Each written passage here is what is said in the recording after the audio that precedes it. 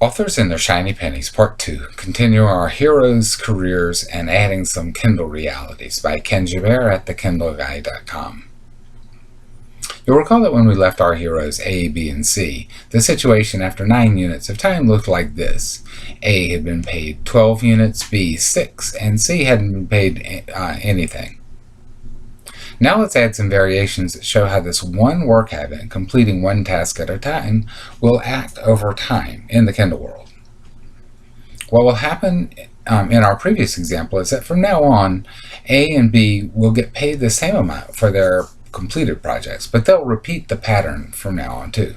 Thus, at the end of 9 more time units, A will have again earned twice as much for the new projects, but B will not seem to lose as much ground because of the residual effects of the first 3 projects. It looks like this. A will earn 12 more on the next 3 projects, just as she did on the first 3, but both A and B will earn 27, that's 3 projects times 9 time units each, from the first 3 projects. Thus, after 18 rounds, A is equal to 27 plus 12 for her first round, or 51 total payments for her complete career, right? At the end of 18 rounds, on the other hand, B will have earned 27 plus 6, or 39 for his total career, 12 fewer. 12 pay units over a period of 18 time units may not seem like very much, but that depends on what the units are, doesn't it? And remember that in our example, B and C worked every bit as hard as A did, and B was, in the final analysis, just as productive of written projects as A was, so any difference is significant. But what if there's an exponential effect of some sort for reputation or productivity? Suppose instead of a linear rate of pay, the pay per unit completed also increases according to the total number of projects completed. That would change step 6 and following steps. For example, where A was originally getting paid 1 payment per unit of time, even when she completed her second project. Let's look at step 6 again. Here's how things looked after 6 units of time. What if when A completed her second task, she got paid 2 units for the first project and 1 for the second one, instead of 1 and 1? If this happened in our example, it would increase the total difference between A and B's pay. Now consider what would happen if the second project somehow fed off of the success of the first project, so that A got paid twice as much for finishing the second project as she had gotten paid for finishing the first project. Again, if this happened, it would increase the differential in pay for what we know is equivalent work. In that scenario, A would be getting paid 4 units of pay per time starting at step 6 instead of 2. B didn't even get paid until step 7. That would certainly make the total results more dramatically different now, wouldn't it? And perhaps more in line with actual reality, too, as we'll discuss, because life isn't necessarily fair. Suppose the books keep drawing new audience, perhaps at an escalating rate. That's possible, right? Especially as your blog picks up steam over time and your reputation grows, people talk, and they comment. Anything you do that raises the possibility of that increase shortens the path to the big time. Conversely, anything you do that slows you down can have drastic consequences over time. We might be talking more about the business of publishing than writing, but is there really a difference for you, the difference between publishing and writing? Now let's talk about something that may be a little bit more esoteric. I think it's real, though, based on my own experience. I think it's natural in writing to do more of the things that win you the approval of people you care about, or that gain you some rewards. Does that make sense? We're talking about conditioning here, Pavlov's responses. And you'll recall that A, by getting her projects done more quickly, both gets more feedback and gets it in a way which is more likely to influence her. Because as you'll recall, B gets his feedback at a time when he's swamped and totally excited by his next projects.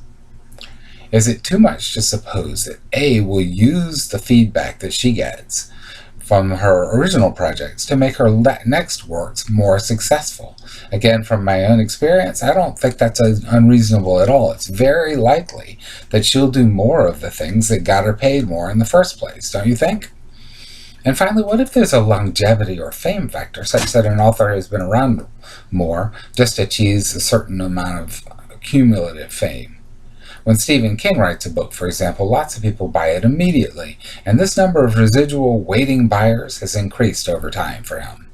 These last things raise the possibility of gigantic exponential differences between A and B just because of one work habit. All other things being equal, not only will B never catch up with A, he will be falling behind at an ever-increasing rate. A will get rich, and B will struggle. Of course, we know that all other things are never equal. Talent is a big thing, right? But we'll return to that question in a later video. For now, we're isolating the impact of a single habit, and we're assuming that the writers have the same amount of talent and skill.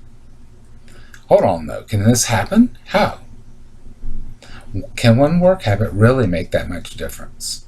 The answer to the questions is yes, definitely. How so? Remember when A finished her second project in step 6? She was, it turns out, a smart Kindle writer. She put a link at the end of that book to the sales page for her first book. She created a more by section in her second book, in other words, and linked her first one to it. That meant that people who liked her second book on dinosaurs, for example, would be drawn back to the first book on creatures which came before dinosaurs. That ought to sound familiar to you because the BBC did that with dinosaurs and prehistoric monsters. And I can tell you that when I found about one, I looked for and got the other. That was smart, but it's hardly genius, and really, it's really easy. It meant that the second book was an advertisement for the first one, hence book 1's increase in value, and it increased the chance of impulse buys too, which is really a cool thing about Amazon. Advertising to people predisposed to buy. Good going. But A was not done.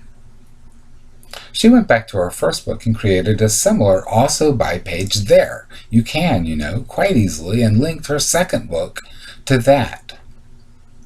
Now, the first book, when it attracted new customers, was also an advertisement for the second book. In our experiment, we said that this link might double purchases of the second book. We don't know that.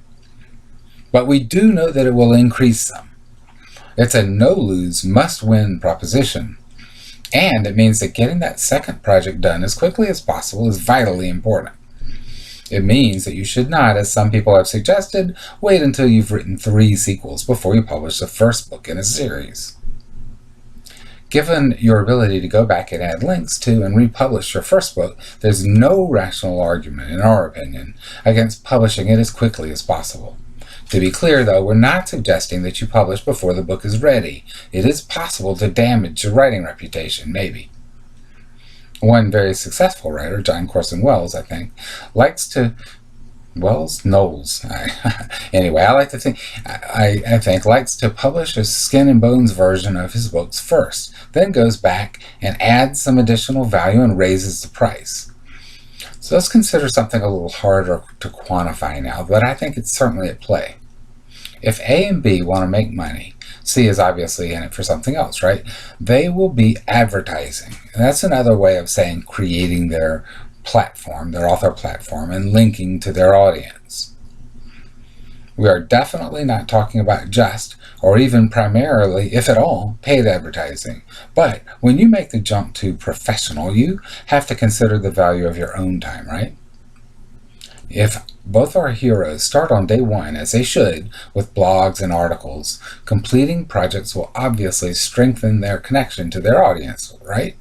It will give the audience more material, something else to talk about, excitement. There's always a possibility of viral expansion, but for this analysis, we'll ignore that because it's a lottery effect. But you should remember it. In our example, A connects twice in this important way before B connects at all. This creates expectations and anticipations in the audience, not to mention a deepening of the relationship of audience to an author's work.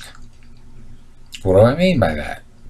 The second book is like getting back together with an old friend. This is why in the print world, famous authors try to write one book a year.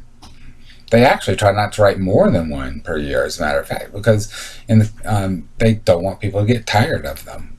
The Kindle world seems to move faster, and you can and probably should write faster than that. But there's more. Given a constant amount of work on the platform, and even ignoring the excitement effect of publishing a project, if the platform can be used to sell 2 titles, let's say, it will be much more efficient than if it's only selling 1.